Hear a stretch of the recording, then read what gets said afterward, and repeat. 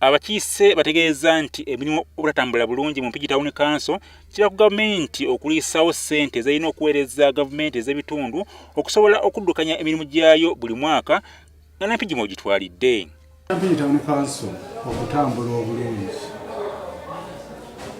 gyanditambudde bulungi singa essente ezisinga mu bajeti yaffe tuzeesololeza nga ziyita mu kye bayita local revenue. Naye olwaleero nga bw'owulidde mu bajeti local revenue yaffe Bano kati baagala okugunjawo enkola ey'okwongera okunyingiza y'Empigi Town Council emirimu gyayo gisobole okutambula obulungi baleme okulina gavumenti okubawaayirezanga ssente. Nsolo egimu tugyogerako mu bugezi omwaka mulamba ne guyitawo tekikoze eki kyetukuŋŋaanyizaayo ate n'ekirala omusolo ogwo gwe tukuŋŋaanya ogwaffe ogwa local revenue gwe tulina okuwaako ennyo ebiragiro nga kanso nti tukole kino tukole kiri tukole kiri.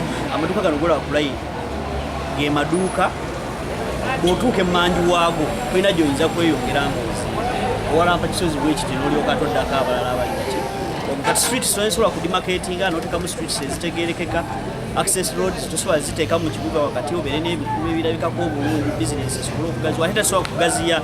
Bano babadde bayisa embalirira yaabwe ey'omwaka 2016 ey'obukadde bwensimbi 867 ng'enesseeko wansi bw'ogerageranya ku eyo omwaka oguyise eyali ey'obukadde bwensimbi 974.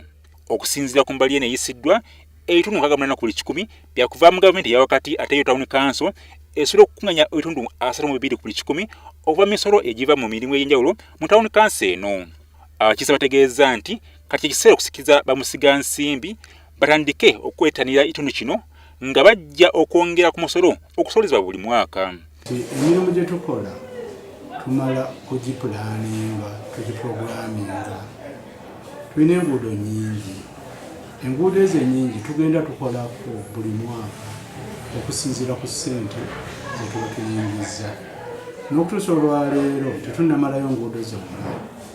Okutumbula ebyobuyonjo ebyobulamu ssaako okulongoosa ebyenjigiriza nabyo tebisuulirwa muguluka mu mbalirira eno. Rosia Sengendo, WBS TV, Mpigi.